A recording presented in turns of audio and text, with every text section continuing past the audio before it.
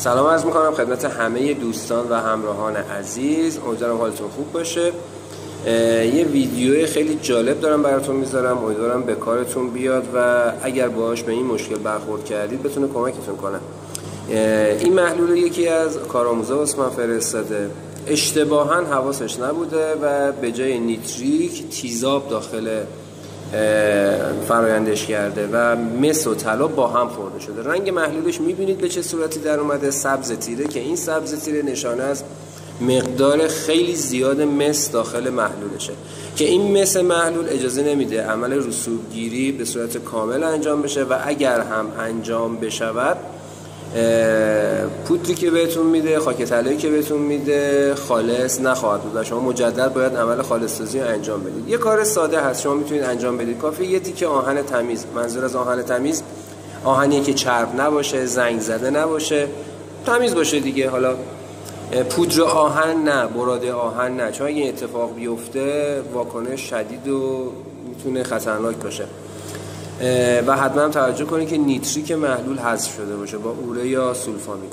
همونجوری که دقت میکنید من الان این آهن و هلوش 20 دقیقه است گذاشتم داخل این محلول و اگر دقت کنید میبینید که مس داخلش به چه صورتی داره رسوب میکنه و از محلول جدا میشه و رنگ محلول هم یواش یواش داره از سبز تیره بود داره روشن میشه یواش یواش. ما این فرآیند رو همینجوری ادامه میدیم.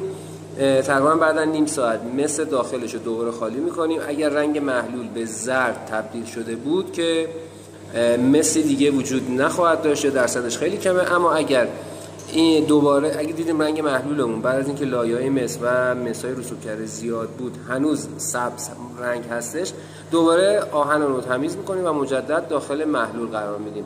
به این روش شما میتونید به سادگی خیلی ساده است، اصلا هیچ ماده خاصی نمیخواد، میتونید محلولتون رو از خراب شدن نجات بدید و طلای داخلش رو استخراج کنید. امیدوارم این ویدیو به کارتون بیاد که 100% میاد. احتمالاً باش مواجه خواهید شد در یه روزگاری.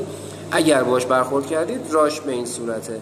امیدوارم که همیشه سلامت و پایدار باشید. ممنون که کانال رو حمایت میکنید با سابسکرایب کردناتون و لایک و کامنتاتون. اجازه بدید این کانال رشد کنه و بتونیم ویدیوهای بیشتری تولید کنیم و در معرض دید چشمان شما عزیزان قرار بدیم.